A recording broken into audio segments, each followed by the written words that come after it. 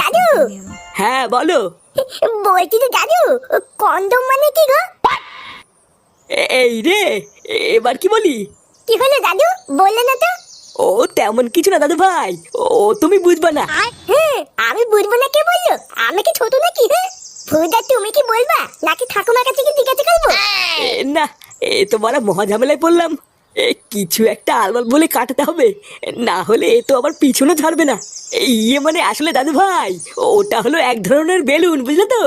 Balloon? এটা আবার কেমন বেলুন? আমাকে একটু কিনে দাও দাদু। ওই বেলুন দিয়ে আমি আর কেউ তো দুজন মিলে খেলা করবো।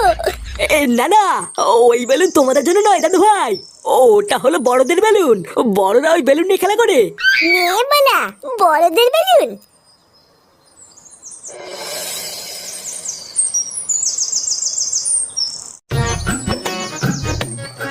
তা হ্যাঁ রে মদন, তো চা করতে আর কতক্ষণ লাগবে? আরে এই তো হয়েই গেছে, আর একটু দাঁড়াও। এই জন্যই তোর দোকানে বেশি খরিদ্দার হয় না, বুঝলি?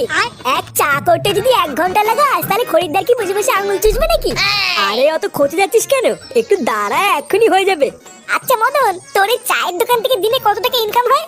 আরে না গো ফুটো, ইনকাম আর হয় কোথায়? ওই কখনো কখনো দিনে 100টাও হয়ে যায়, আবার কোনো কোনো দিন 200টাও হয়ে যায়। কি বলিস? তোর এই বালের দোকানে তুই 200 কাপ চা বিক্রি করিস? লেওরা কোনোদিন তো এসে একটা খরিদ্দার চোখেই পড়লো না, আর তুই অতগুলো চা বিক্রি করিস কখন? এই দেখ ফুটো, আমার দোকান নিয়ে একদম বাজে কথা বলবি না, বুঝলি? এখন যদি তুই দুপুর 12টার সময় মারতে মারতে চা খেতে আসিস, তাহলে কি আমার খরিদ্দার তুই পুঙ্গামারি দেখবি নাকি? হ্যাঁ, তা তো ঠিকই বলেছিস। ও এসব কথা বাদ দে মদন, তুই তাড়াতাড়ি আমাদের চাটা দে। চাটা খেয়ে আমাদের আবার একটু ক্লাবের দিকেও যেতে হবে। হ্যাঁ দাঁড়া পল্টু, এই দিচ্ছি। কি বলছিস কি রে ফাটা? Condom balloon?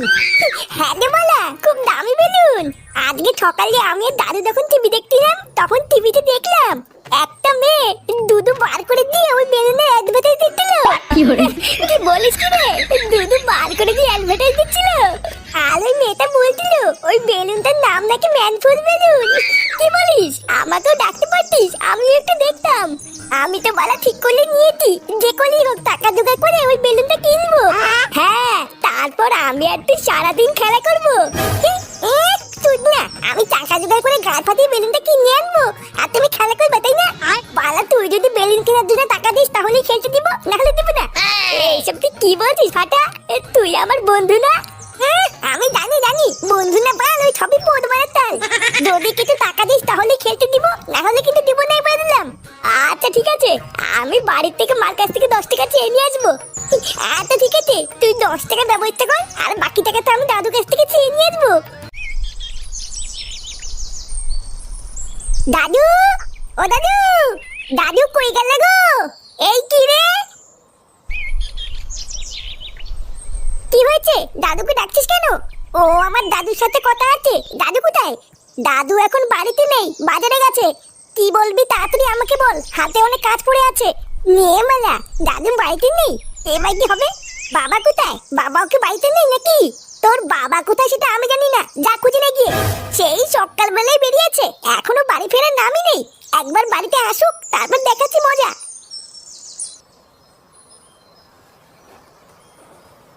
কি হলো? কি কারণে দাদুকে খুঁজে বেড়াচ্ছিল সেটাই তো বললো না।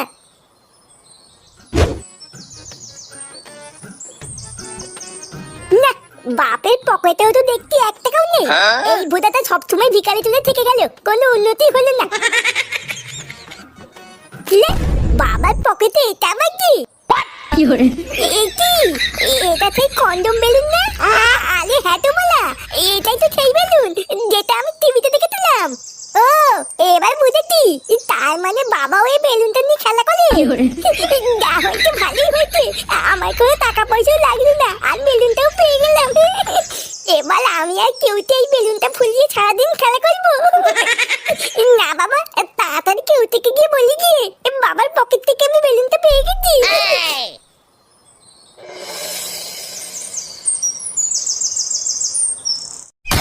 তুই কি বলছিস কি ফাটা?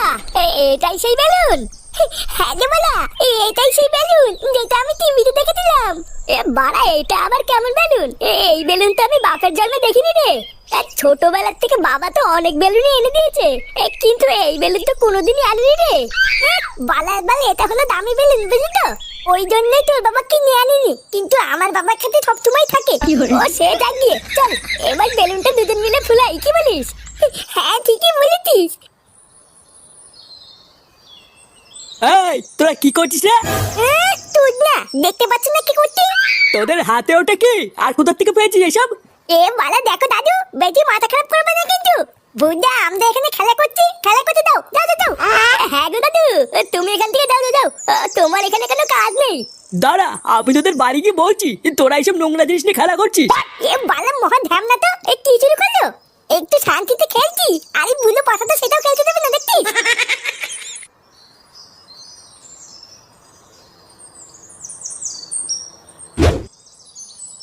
আরে বাবা, এত ভাত দিয়েছো কেন? তুমি জানো না আমি এত ভাত খাই না? কোথায় এত ভাত দিয়েছি? অল্প দুটোই তো দিয়েছি, খেয়ে নাও। উফ, এই বেলা করে এত ভাত খাওয়াও তো মুশকিল।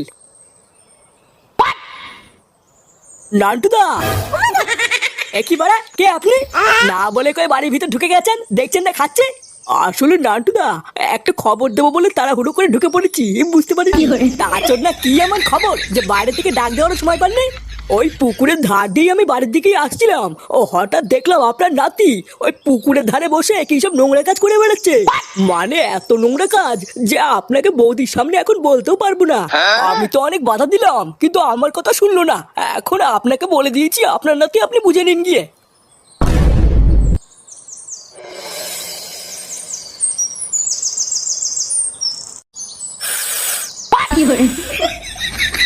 আরে বাড়া, দেখেছিস তো এই বেলুনটা কত বড় হয়? হ্যাঁ রে, তাই তো দেখছি। এইরকম বেলুন তো আমি আগে বাপের জন্ম দেখিনি রে। দেখেছিস তো, আমি তোকে বলেছিলাম না এটা খুব দামি বেলুন। এই ফাটা, দাদু, দাদু তুমি এখানে কি করছো? এ তোর হাতে ওটা কি রে? ফেল ওটা, ফেল। ফেলবো কেন? এত দামি একটা বেলুন আমি ফেল দেবো নাকি? এটা দিয়ে আমি আর কেউতে এখন সারাদিন খেলবো, তাই না কেউতে? আরে সেগো মানে ওটা খেলার জিনিস না, ওটা নোংরা জিনিস, ফেল। নোংরা জিনিস বললে হয়ে গেল নাকি? বাবার পকেট থেকেই তো পেয়েছি, নোংরা হলে কি বাবা রাখতো নাকি? বাবার পকেট থেকে পেয়েছিস মানে? বাবার পকেট থেকেই তো পেয়েছি। কি রে কেউতে, তাই না বল? হ্যাঁ গো দাদু, ফাটা এটা কাকুর পকেট থেকেই পেয়েছে। কি রে ফাটা, এসব কি বলছে? এই মানে, না গো বাবা, ফাটা কিন্তু মিথ্যে কথা বলছে। ওইসব উল্টো পাল্টা জিনিস আমি আমার পকেটে রেখে কি করবো? আমি কি এসব চিনি নাকি? চিনিস না তাই না? লেওরা, আজকে আমি তোকে চিনিয়ে দেবো ওটাকে চিনিস। কি করে?